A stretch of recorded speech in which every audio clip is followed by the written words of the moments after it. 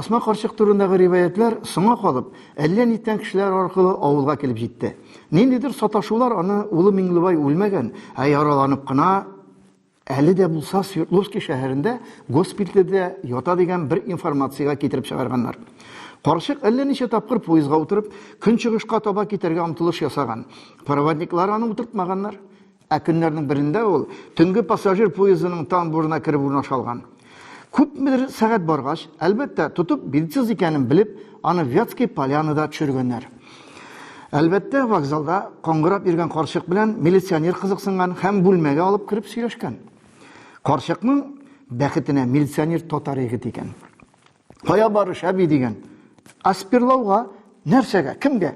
Малаем госпитальдә ята, хәлен белергә. Билетың бармы? Миңа дигән карчык, Сталин ирек биргән, Миңлебай улым билет биргән. Милиционер шунда карчыкның саташулы сәяхәткә чыкканын аңлаган. Әби, документың бармы? Син кайсы яктан дигән. Карчыкның үз алдындагы егетнең татар икәнлеген аңларга ни куәте җитмәгән.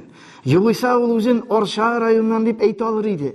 Әмма туган, саташкан минем, тузган һәм саташкан минем ниндидер бер контроль күзәнәге аның милиционер алдында торганлыгын белдергән. Һәм карчык Арча сүзен татарча гына дип уйлап, алай гына ярамас дип ышанып, Арчин дигән. Яшь милиционер аны шактый баш ваткач, Арча булырга тиеш дип уйлап, телеграммалар биреп, Арча станциясына утыртып җибәрә. Анда Асма карчыкның картлар йортына озаталар. 2 ел узгач, теге милиционер Вятский Поляна пристанында эшләүче бер кызга өйләнә. Теге кыз безнең авылныкы икән. Берничә елдан соң шул кыз һәм шул кияү аркылы Асма карчыкның соңгы сүзе авылга кайтып җитә. Арчин.